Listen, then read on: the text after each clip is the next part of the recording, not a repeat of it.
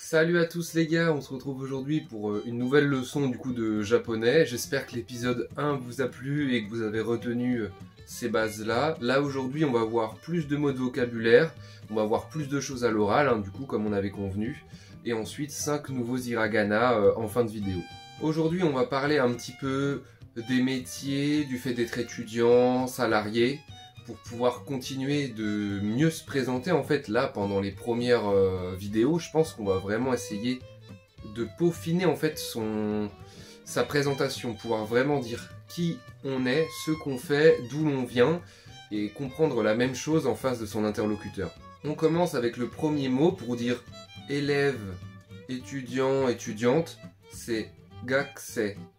Ça s'écrit gakusei. CI, ça s'écrit de façon comme la dernière fois, et ça veut dire élève, étudiant, étudiante. Pour dire professeur, enseignant, ça je pense que vous le connaissez déjà, ce mot c'est sensei, S-E-N-S-E-I. Donc pareil, je vais faire un rappel, mais les lettres que je vais dicter comme ça de sensei, c'est vraiment phonétique, En vrai, ils écrivent pas avec cette écriture-là, Ils écrivent vraiment avec un syllabaire, enfin des syllabaires en hiragana ou katakana. Donc c'est vraiment pas des lettres latines comme nous, c'est plus ce qu'on peut appeler des dessins, des symboles, quoi. Si l'on n'est pas élève ou étudiant et qu'on travaille, qu'on est employé, homme ou femme, on dit kaishain. Et si on met ça dans une phrase, par exemple avec ce mot-là, je suis employé, si on veut dire que Kian est employé, si vous voulez le dire par exemple, Kian-san wa kaishain desu.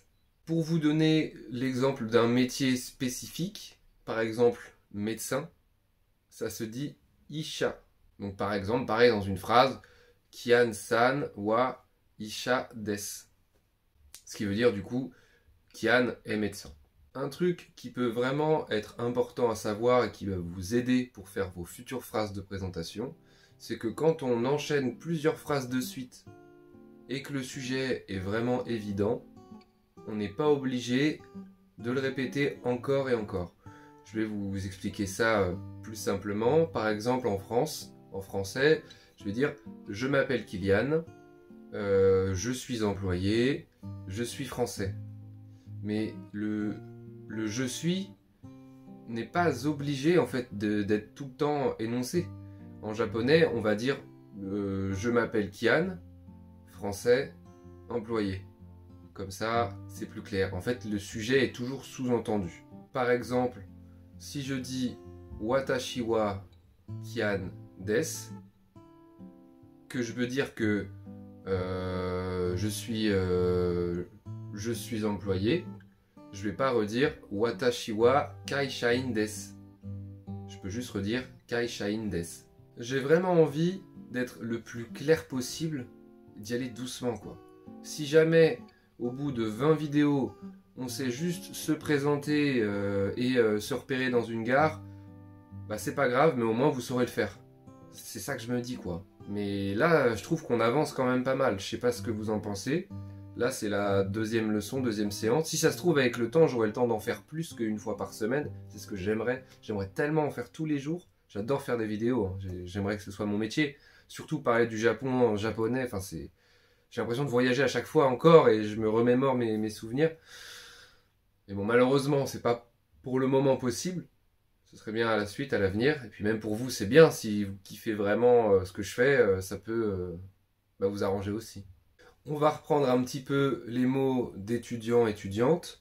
Ce que je vous ai dit tout à l'heure, c'était que gakusei, c'était pour élève, étudiant, étudiante.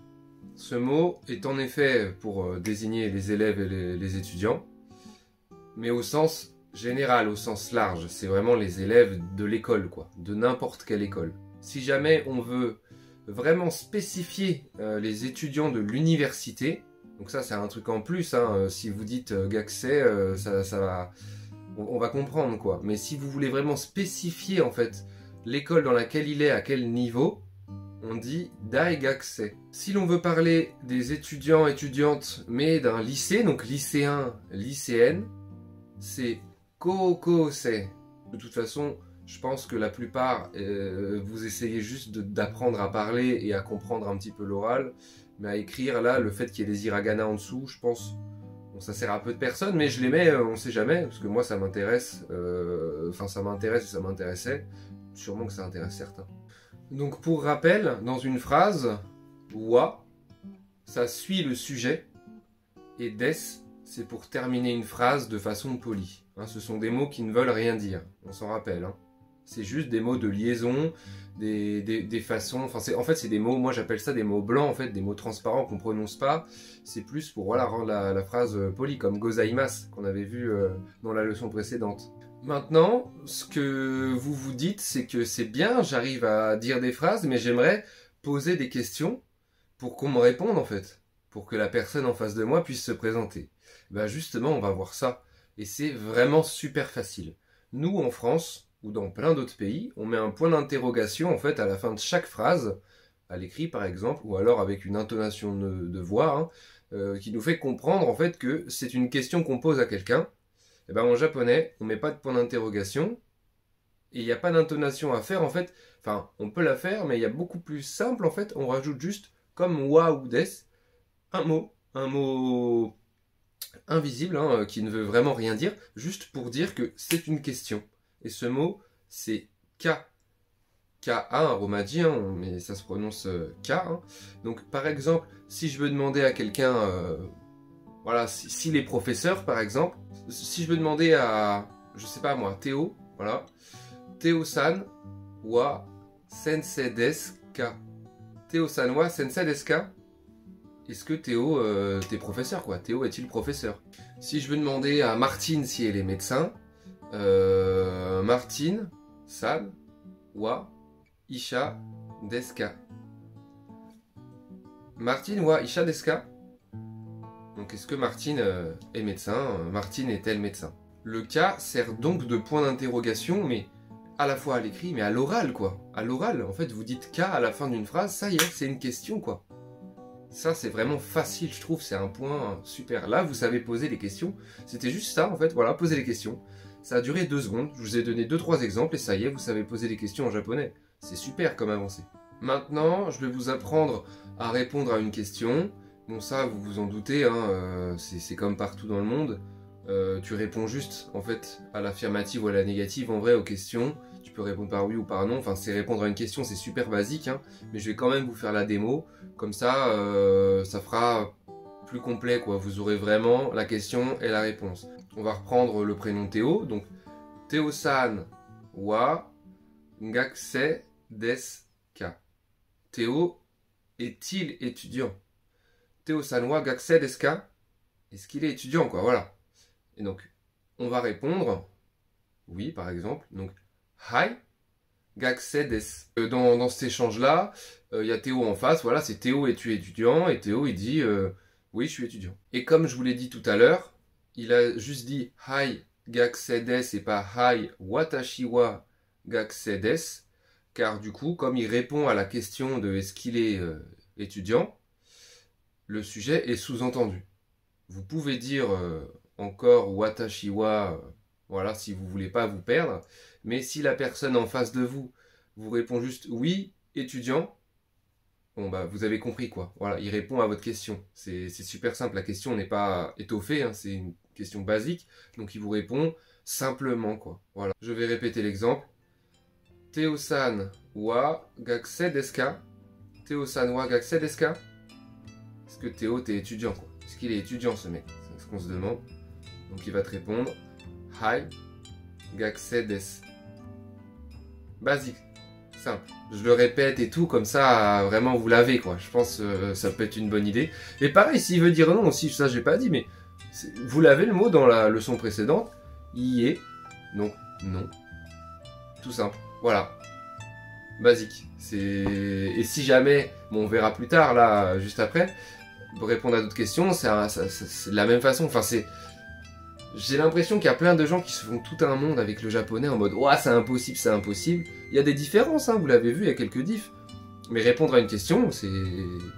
Voilà, c'est comme partout, quoi. Il y a quelqu'un qui pose une question, tu réponds, il n'y a pas plus simple, c'est juste qu'il faut avoir les mots Mais y a rien qui change, il faut pas paniquer et se dire ah je vais jamais y arriver, c'est impossible, c'est du charabia, je comprends rien, je vais jamais y arriver. Non, la logique reste la même dans la plupart des cas de figure de phrases, hein, c'est quasiment pareil. Hein.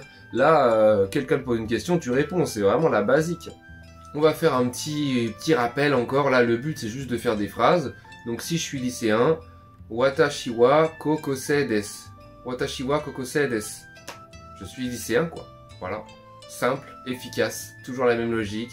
Le sujet, watashi, wa qui suit le sujet, le mot, voilà. Et ensuite, des pour finir la phrase de façon polie, pour finir une phrase quoi. Pour la partie orale, je pense que pour aujourd'hui c'est pas mal. Hein. Je sais pas si ça a duré plus ou moins longtemps, peut-être moins. Sauf que là, on a vraiment vu d'autres mots qui permettaient de faire plein de phrases. Donc vous pouvez dire votre prénom. Vous pouvez dire si vous êtes étudiant ou si vous travaillez. Vous pouvez même poser les questions, retourner la question quoi, et répondre. Donc je pense que là, vous avez des présentations basiques de petites sections quoi, mais c'est déjà bien. Et du coup on va enchaîner sur les 5 prochains hiragana. Donc vous vous rappelez A, I, U et O qui vont se rafficher ici. Pas de panique, on a le temps, on a le temps. Une langue c'est long à apprendre, on n'est pas pressé. Ensuite, du coup, dans la même logique, comme je vous avais dit la dernière fois, déjà je réaffiche tout le tableau des hiragana. On va voir aujourd'hui, du coup, ka, ki, ku, ke, ko. Même logique, quasiment la même prononciation. Sauf que là, il y a le K en fait, on rajoute juste le K. La semaine prochaine, on va rajouter le T. Et après, bah, ça sera une autre lettre. Et c'est toujours A, I, U et O en soi. Hein. Donc, on va commencer par le K. Qui s'écrit, hein, du coup, s'écrit de cette façon-ci. On enchaîne avec qui s'écrit de cette façon. Puis que, ke, ko. Donc on est sur ka, ki, ku, ke, ko. Et avec ces simples symboles, 5 hiragana, là déjà vous pouvez voir qu'il y a des mots qui vous viennent en tête. Et si on met même les 10 hiragana qu'on a vus, il y a quelques mots. On a kaki, qui du coup s'écrit ka, ki, basique, vous savez écrire un mot, bravo. Si l'on met ki, ku, c'est pour écouter. Avec les 5 hiragana qu'on a vu la semaine dernière, bah, ko et i, ça fait koi, comme les fameuses carpes koi, hein, les poissons. Ko, ke, pour mousse. Ka, ku, pour écrire. Et pour rouge, on peut mettre a, kai. A, K-I. Voilà pour aujourd'hui, je pense que c'est pas mal. Je vais vraiment promis essayer d'en faire plus, ce serait trop bien, genre une tous les 2-3 jours, quoi, ce serait génial. Peut-être un peu plus courte que 10 minutes tous les 2-3 jours, ça peut être mieux. Là, je sais pas combien de temps ça durera. Mais ça me plaît vraiment, parce que même moi, ça me permet là, du coup, de revoir les mots, les écritures. Je me dis, ah mais oui, c'est vrai, ça s'écrit comme ça. Ah mais oui, c'est vrai, ce mot, ouais, ok. Tu vois. Mais dans quelques semaines, quand on verra vraiment des règles plus abouties, plus approfondies, et des mots moins communs, moins faciles, des tournures de phrases plus complexes, moi, je vais pouvoir travailler, parce que en fait, même si je révise le japonais, c'est souvent dans ma tête ou tout seul, quoi. Je parle pas, là, j'ai l'impression de parler à quelqu'un, en fait, donc ça m'aide un peu. Bref, voilà, je vous laisse tranquille profiter de votre semaine. J'espère que ça va bien se passer pour vous, et puis à bientôt. Bisous.